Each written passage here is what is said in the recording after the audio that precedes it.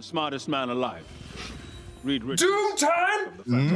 Doom time platform! Doom! I see it. Doom! I love it. I love We that got a little Doom Easter over egg. here. The multiverse. Chris had his theories. He believed it was real and dangerous. Doom? What's that box all about? Could this Is be V- a Latvian estate? Are we in Latveria? Doom? Doom? I saw V something, Von Doom. What was that? It's an Holger. It's not Von Doom, but Doom?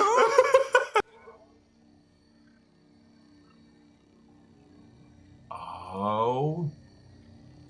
Now, if this is the nega bands, she just went through the negative zone, Doom! Oh, Doom that's true. danger zone! The same? One and the same? AI, forget cryptocurrency. Quantum energy is the future. It's the next gold rush. Crypto? I want to end hope.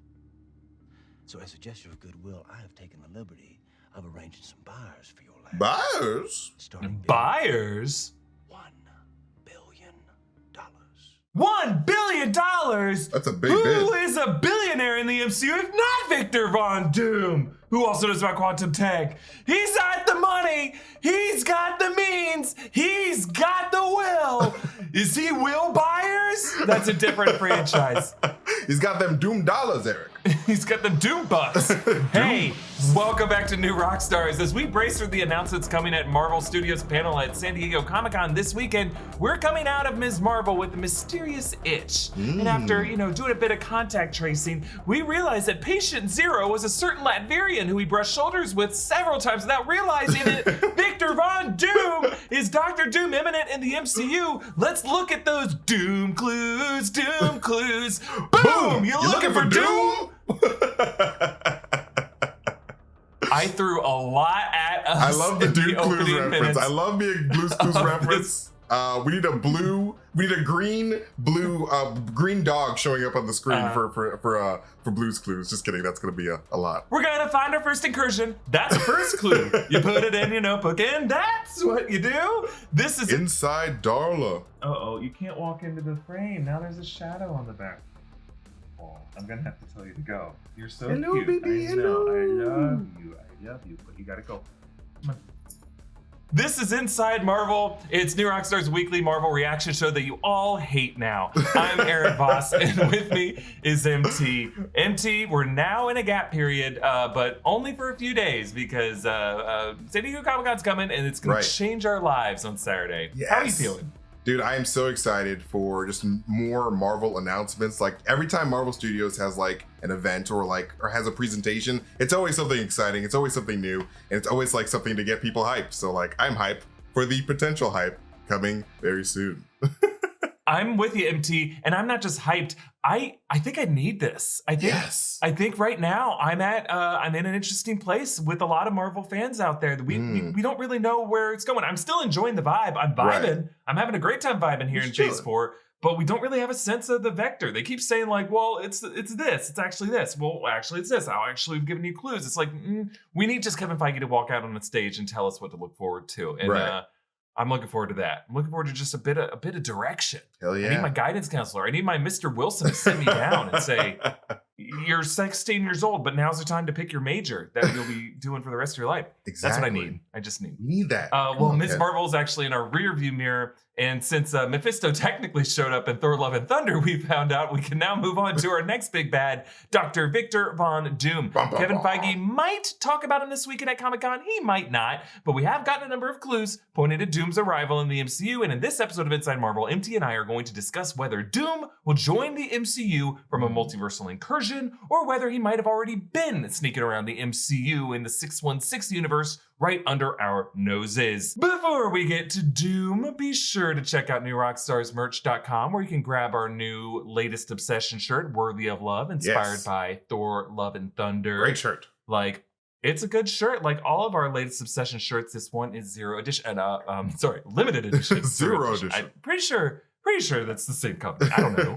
But be sure to grab it before it is gone. You can find this and all of our awesome merch options over at newrockstarsmerch.com.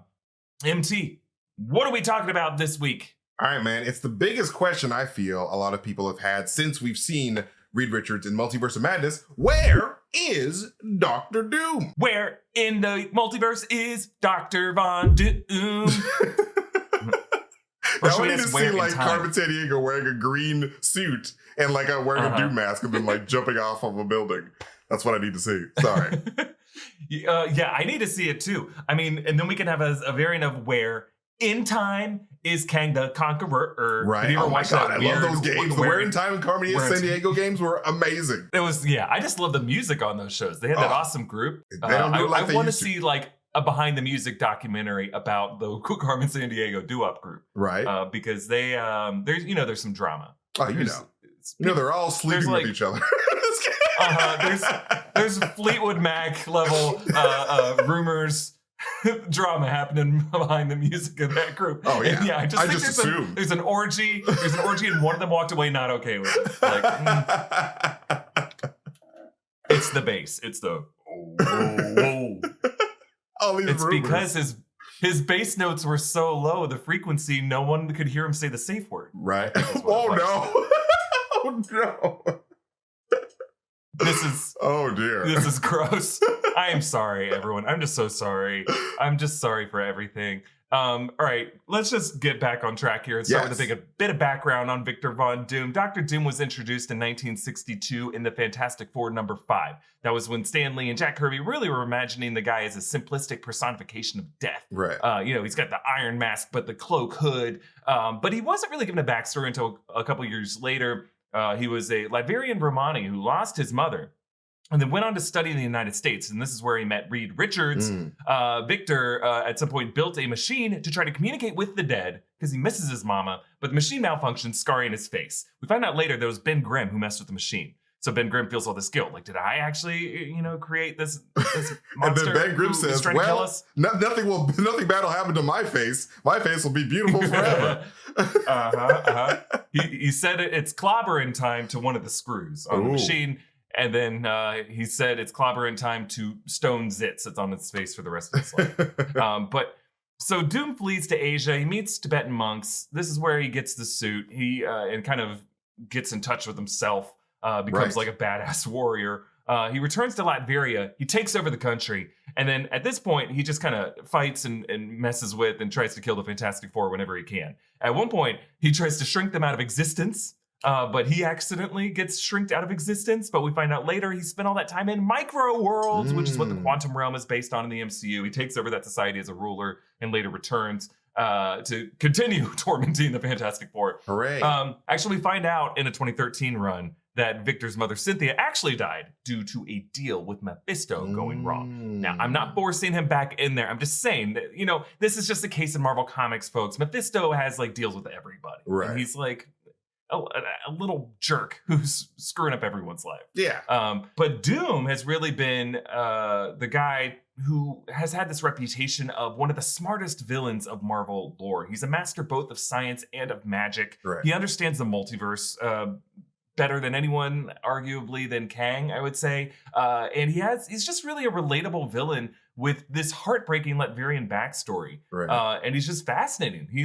He's a guy who's just as comfortable in a castle as he is in a lab. And that's what we really love about him. Like that's my favorite thing about Doom. I was thinking about this earlier today. It's like he is the perfect nexus between magic and science. And that's something they bring up in the first Thor when Jane talks to Thor about, the 9 realms and how they relate to magic. And Dr. Doom personifies that. And I'm so excited to see how the MCU tackles that in particular. Yeah, and I think now that we're coming out of Thor Love and Thunder, that intersection of scientific tech and magic and mysticism, that seems to be a very interesting thematic undercurrent through Phase 4. And maybe that can all be embodied in Doom. I think in some ways that was embodied in He Who Remains and Kang, but we just don't know when we're going to learn more about Kang. I think all of these villains are going to have to be a fusion of both of these things.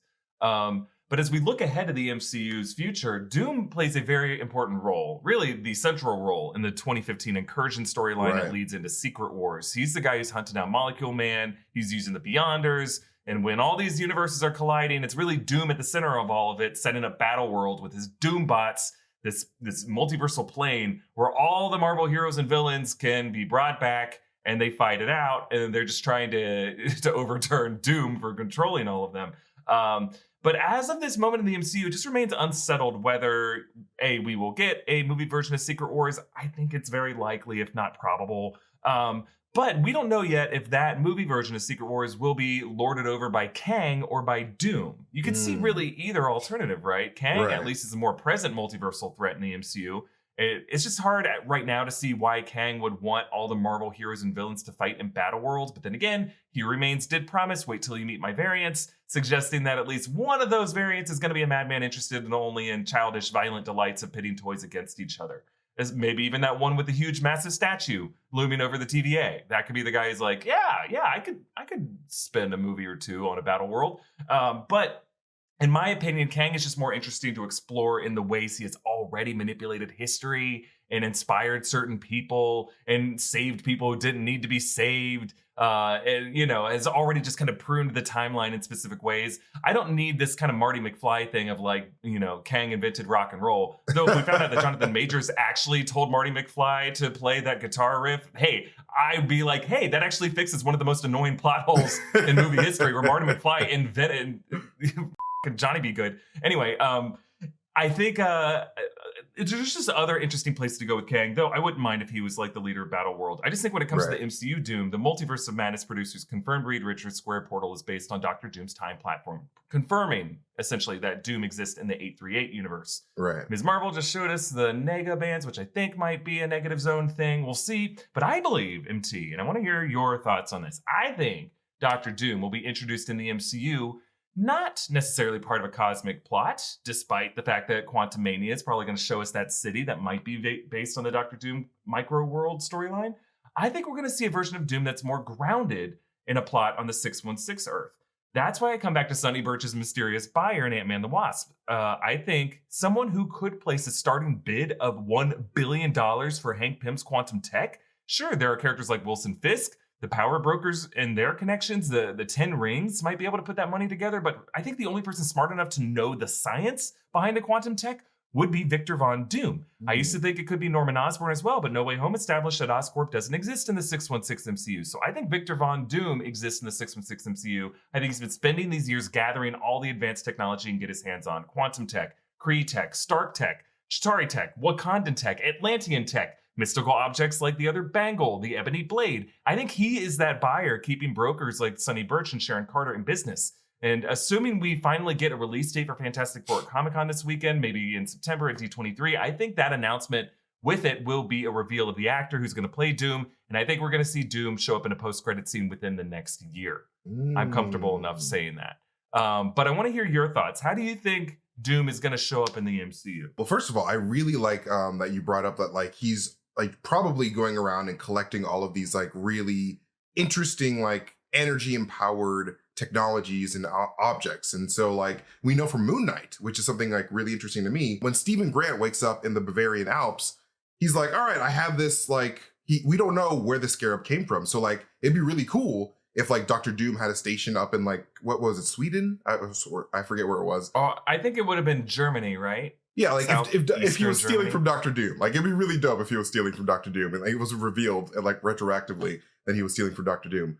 But anyway, I really like that idea a lot. But like I think that we might see Doom in House of Harkness personally, because like House of Harkness is likely gonna go into the witches of the world, and like we know that Dr. Doom's mom, like you said, made a deal with Mephisto. And so, yes. Yeah, so it would be really cool to see maybe like Dr. Doom's mom play a role in that story, and then Doom possibly helping Agatha out of her predicament so that she could help him with a predicament of his own. Because we know that Wanda herself is trapped in Wundagore. Hell? Wundagore? Well, like, she's the last time we see her, she's in Wundagore, which is like in Europe, and like we know that Dr. Doom is stationed around there as well. So I could definitely see Dr. Doom hooking up with Agatha and be like, hey, help me find this all-powerful woman so that we could manipulate her together, because you're pretty good at manipulating her. So I don't know. That's just like a weird scenario. But like I definitely think that House of Harkness would be the best avenue for Doom to pop in, because it's just mysticism and witches and all that. Yeah, I think that's a great thought, MT. I mean, Agatha House of Harkness, I mentioned it before, is probably the Disney Plus show I'm most excited for in the upcoming ones. But I think that's what's so great about Doom is he has these connections to both the mystical sorcery based side of the world, but also the scientific technological side. Right. I think there's absolutely an alignment between those two characters that we can draw together. I think you mentioned something with Mount Wundagore, and we don't know where in the world that is. Where in the world? Wundagore? What mountain range? Like it's so blizzardy and so towering. You can't help but see it as Everest in the Himalayas, where Strange was like briefly banished in the 2016 film before he could open his own sparkle portal and get back. But I think the idea is that if its name is Wundagore, that it would be somewhere in like the Alps or somewhere in like the German Alps. I don't know, or maybe it's just like some kind of like hidden realm, the way the Savage Realm is hidden in Antarctica. Like this could be some other kind of hidden realm that just like planes always steer around. There's like a Bermuda Triangle vortex there that keeps people from walking over there. I think it'd be interesting if like that mountain range borders Latveria. And that I think the way that like the MCU was able to redraw the map to show where Wakanda is in the MCU map, I was hoping that map in Ms. Marvel could have just shown us a bit of like just a different drawing of Eastern Europe that shows us, they kind of sandwiched in another country here. That must be Latveria. Because like Latveria's actual location in the Marvel comics kind of jumps around to a couple different spots in different border countries. But it's generally in that area somewhere like around where like Austria is, but like to the east of Austria a little bit, like around Bosnia and those kind of countries. But again, it jumps around. It jumps around.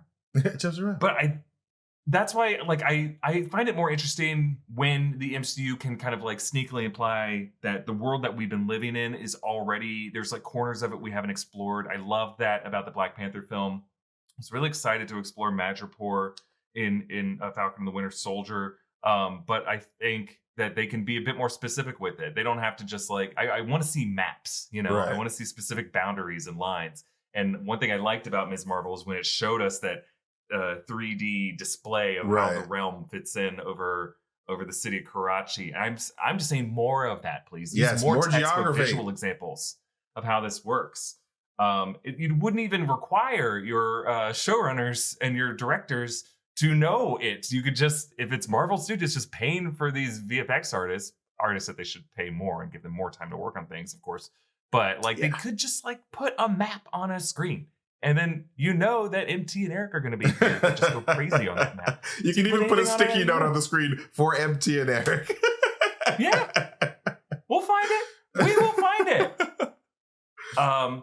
But this is all a way of saying, like, we already have a villain coming from beyond, from another timeline or from some kind of like citadel at the end of time, whatever you want to call that, through Kang. I think if we're going to have Doom enter this universe, I don't think he should enter through like a portal. I think he should come in, just walk in from stage left, walk out of the shadows of the MCU that we've already been living in. I think that's more interesting because then you get to explore, rather than, I came from another universe, the way that we're exploring with Kang, you can say, I came from this country that none of you give a shit about, but you should, because my story is interesting and my story deserves to be told. Like Kang is reclaiming his time that he has, and I can't wait for him to do that. I would love if Doom were to grab Agatha and maybe Wanda and use them to actually take over Latveria. Like, I would love to see like that origin story, because like we know that he takes over the country in the comics. So like it would be dope. It's like, hey, I need a team. I can't do this on my own. So let's take over this country, because no one's gonna accept you, Wanda. You just shit up. So like I'll accept you if you help me make my country. And then like I feel like that's a really great way to like, use these women that are sort of just not in good graces of society and just be like, all right, come over here. I'm just setting up a new country where anything I want goes. And who's gonna stop me? I'm Doom, basically. I like that too. I mean, what if we establish that through the ashes of Sokovia, there's like another militant group in that country that kind of renames it Latveria? I mean, I don't know. I guess I'm happy with having both the Sokovia and the Latveria. I just think there's already kind of like a plot point there where the country of Sokovia, it's like there's a memorial there, but like the country is already kind of like a failed state. So who knows? Maybe like a new group takes in power and like redraws the lines a little bit, the way that has happened with a lot of Eastern European countries. Their names change. Right. Always fascinating to talk to him. I can't wait to talk about him more with you, MT. Yes. But we have a more we want to talk about State of Marvel on the eve of Comic-Con 2022. Before we do, though, we want to thank Helix Sleep for sponsoring this episode of Inside Marvel. Several of us at New Rockstars sleep on Helix mattresses, and we absolutely love them. Helix Sleep is a quiz that takes just 2 minutes to complete and matches your body type and your sleep preferences to the perfect mattress for you. Why would you buy a mattress made for someone else? With Helix, you're getting a mattress that you know will be perfect for the way that you sleep. Everybody's unique, and Helix knows that, so they have several different mattress models to choose from. They have soft, medium, and firm mattresses. Mattress is great for cooling you down if you sleep hot. Mattress is great for that spinal alignment to prevent those morning aches and pains. Even a Helix Plus mattress for plus-size sleepers. So if you're looking for a mattress, you take the quiz, you order the mattress that you are matched to, and the mattress comes right to your door, shipped for free. You don't even need to go to a mattress store. Again, just go to helixsleep.com/InsideMarvel, take their 2-minute sleep quiz, and they'll match you to a customized mattress that will give you the best sleep of your life. Helix is offering up to $200 off all mattress orders and 2 free pillows for our listeners at helixsleep.com/InsideMarvel. We also want to thank Upstart for sponsoring this episode. We've all been there. Seemingly out of nowhere, you get hit by an unexpected expense or a bill. Just imagine the Avengers every time an interdimensional race attacks, and they are left with the repair bill. When that happens, it can feel like the weight of the world is coming down, and it's normal to not know where to turn. But luckily, Upstart is here to help. Upstart-powered personal loans can help you pay down high-interest debt, all online with simple and easy-to-understand payment terms. Upstart has helped over 1.8 million customers on their path to financial freedom. Whether it's paying off credit cards, consolidating high-interest debt, or funding personal expenses, Upstart can help you get one fixed monthly payment with a clear payoff date. Upstart knows that you are more than just a credit score, so rather than looking at your credit score alone, Upstart's model considers other factors like your income, your employment, and other information provided in your loan application to find you a smarter rate for your loan. Don't wait and check your rate today at upstart.com/Marvel. That's upstart.com/Marvel to check your rate today. Don't forget to use our URL to let them know that we sent you. Loan amounts will be determined based on your credit, your income, and certain other information provided in your loan application. Go to upstart.com/Marvel. And we want to thank Manscaped for sponsoring this episode. Hey, you. Yeah, you. Got bush? You definitely do if you haven't tried the best products from our sponsor today, Manscaped. Taking control of your bush is important. These products are so good, and you're going to be showing pride in your new bush-free yard. It's a fact that you will have the best kept nutsack on the cul-de-sac. Save big and the most hygienic version of yourself by using our discount code of Marvel for 20% off and free shipping at manscaped.com. Whether you're looking to go bald like an eagle or just in need of a safe trim, Manscaped is dedicated to helping you level up your full body grooming game. The grooming package I highly recommend is the Performance Package 4.0. Inside the package is the Lawnmower 4.0. This electric trimmer is a bush's worst nightmare. Is this Tommy? This has to be Tommy. It's gotta be Tommy. This trimmer is designed to reduce grooming accidents and shave hair on loose skin thanks to a ceramic blade and advanced skin-safe technology. No need for night vision goggles. This trimmer has an LED light to allow you to mow the lawn in the dark. It's basic landscaping. When you trim the hedges, the tree stands taller. That's 20% off with free shipping at manscaped.com and use our promo code MARVEL. It's time you level up from the Amazon to the Amadong with the ultimate bushwhacking tools from Manscaped. Tommy is a national treasure. Thank you, Tommy. Amazon to Amadong. It's the most forced pun I think I've ever heard. Amadong. That's what everyone's saying during their ad reads. All right, MT, back to the state of the MCU. So recently, a lot of us at the company have been talking about how Multiverse of Madness producer Richie Palmer said that the main theme of Phase 4 is, quote, guilt and consequences. And he said, quote, Phase 4 is all a reaction to the trauma of Avengers Infinity War and Endgame. And then he went on to say, what happens when you lose everything? Right. He was saying that this is kind of a thematic tether with all of the characters and all the stories we've seen in Phase 4. I want to ask, do you think that's enough of a theme to fuel a phase with more titles and hours of content than any other phase?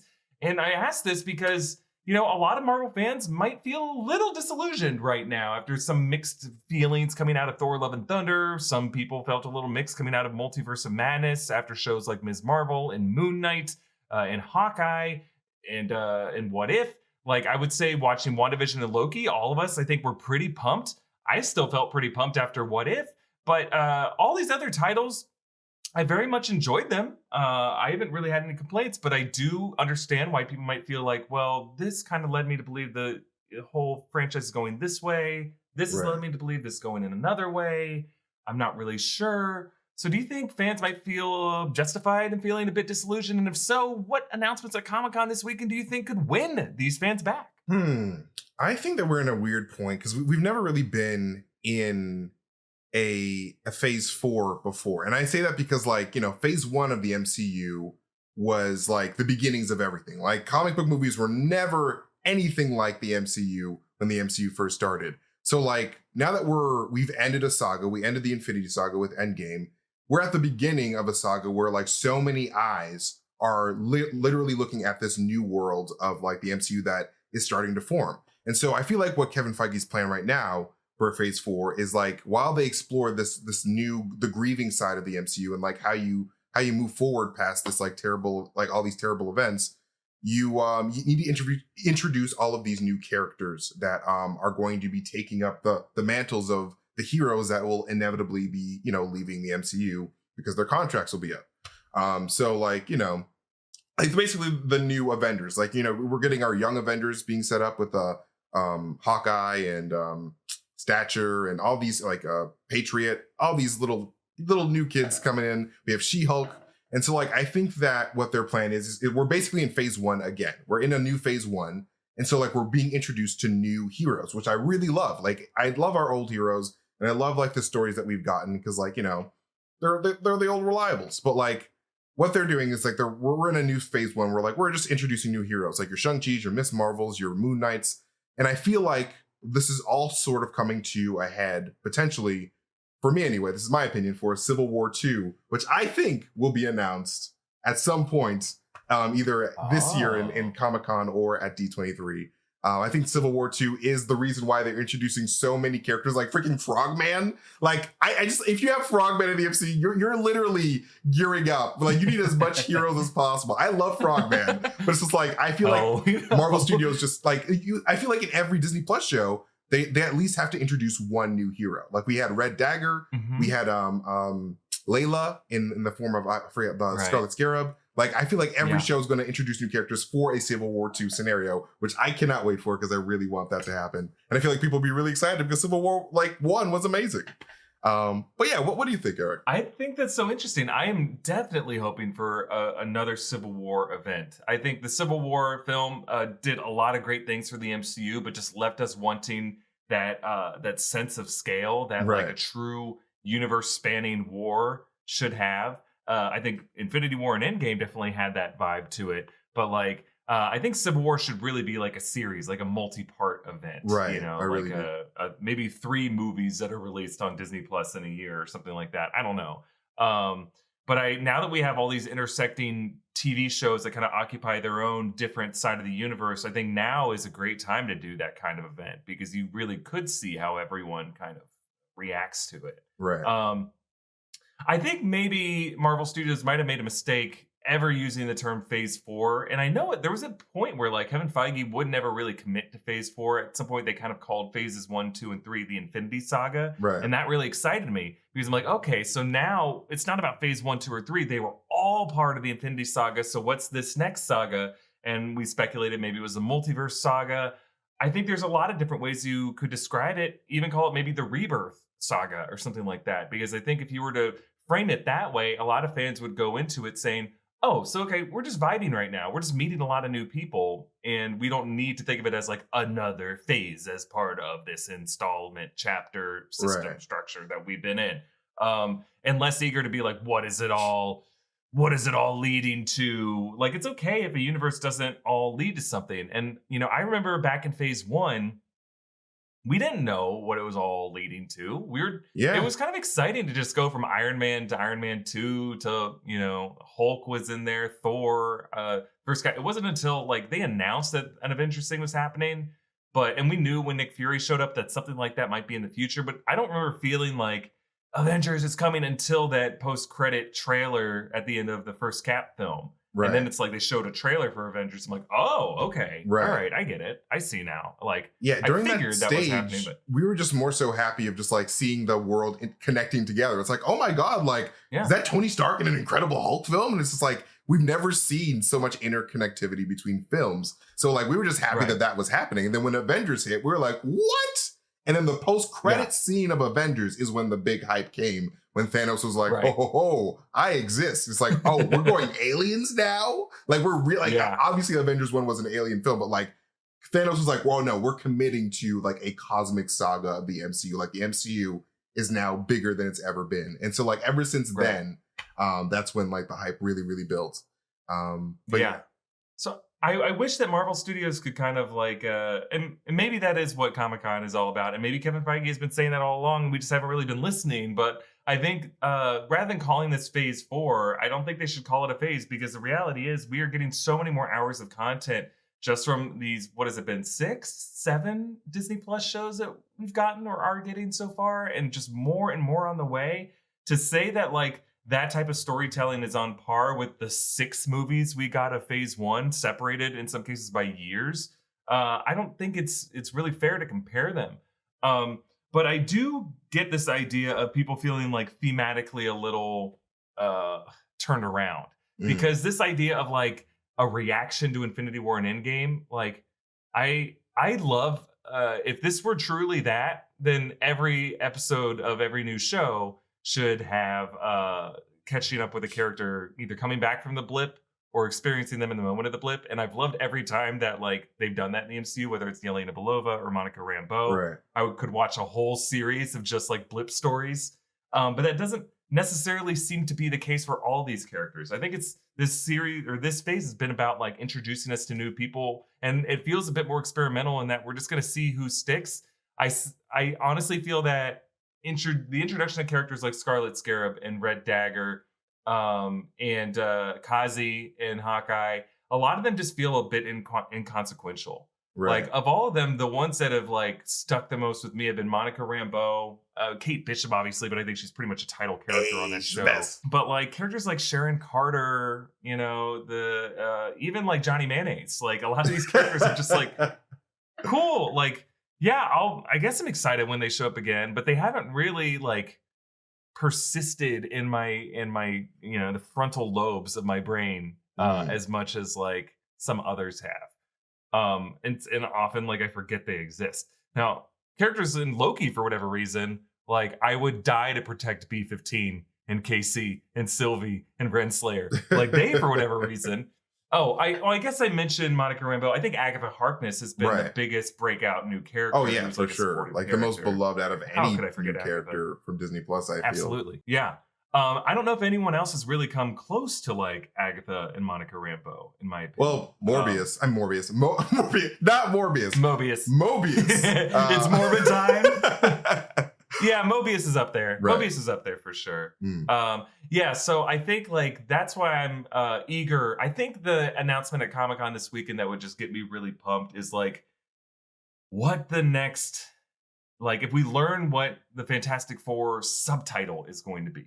You know, so you have Ant-Man and the Wasp: Quantumania. Is Fantastic Four going to have something under there? I don't know if mutants would be, like, I'd be super excited to see if they announce who the new X-Men are going to be, or certain of the new X-Men are going to be. I'd certainly be excited, but unless they tell us like the context of how all these characters are going to meet or run into each other, what the conflict, I just want to know what the conflict is going to be. Right. Because I can already guess who the characters are going to be. Like, you know, I'm just more interested to know like what are they going to be dealing with, right? You know, because that gives us a sense of the scales. So it doesn't have to be Secret Wars. You can call it whatever you want, but if you want to call it Battle World, if you want to call it Incursion, if you want to call it, honestly, I think a better title would be something like Multiverse War, Avengers Multiverse War, Avengers Multiversal War, something like that. Then I'm like, okay, then I can understand. I can see the code of the Matrix. I can see how it all fits in. But until then, yeah, I get it. I do feel a bit wandery, but I also don't really mind wandering through the desert a little bit because we're having these fun moments along the way. We're vibing. I was vibing throughout Ms. Marvel and enjoying it. Yeah, I feel like this next saga, if there's going to be a name for this next saga, I feel it's going to be the Secret Saga. because like we're getting Secret Wars, we're getting Secret Invasion, we might even get Secret Empire, and like I just feel like there's all these like shady organizations in play, and like we're getting all these like multiversal people coming in. Like I just feel like a lot of secrets are gonna be happening, and so like and especially like these encouraging like secrets. Ooh, don't tell. Yeah, especially because of these incursions that are happening, which are a huge deal in the Marvel universe. Because like basically, Multiverse of Madness guarantee that like the MCU is going to die, or something seriously bad is going to happen to the MCU to the point where like it's going to start to break down. And it's probably going to involve the crossing over of heroes that are going to have to fight one another to survive, which is one of my favorite parts of how Secret Wars even begins in the comics. It's like, man, Ultimate Universe is fighting 616 for the right to live. And like, that is so fun. And like, I really want to see 838 have to fight with 616 for survival. Cause I feel like that's what's going to happen. And like, that would be exciting. The Fox X-Men universe fighting. Yes. Like Fox X-Men universe, like freaking Spider-Man universe, like all this, like that's what Secret Wars is all about. It's these Earths coming together for like the ultimate Civil War scenario where it's like, we have to survive. And we were just trying to fight to survive. And so, yeah, like I'm so excited for that. But like, I just want Kevin Feige to come out on stage and be like, yes, this is what's happening. Get excited for this. Because like, I just feel like we need that. We need that direction. Because we are sort of lost it right now. Agreed. But we're still enjoying it. I love just floating with you, MT. Right. We're in a lazy river of content. And we don't need to go down any slides. We're older gentlemen now. We're just happy to sit in my this back hurts piss-filled every lazy day. river. That's a fact. We'll leave it there for this episode of Inside Marvel. Thank you all so much for joining us. This time next week, MT and I will be back talking about some major news coming out of Comic-Con, most likely. Until then, you can follow us on Twitter and wherever else at EA Voss and MasterTainment. You can subscribe to Inside Marvel wherever you get your podcasts. You can follow New Rockstars on social media at New Rockstars. Thank you all so much for watching. Thank you. We love you. See you next week. Bye-bye, everyone. Bye.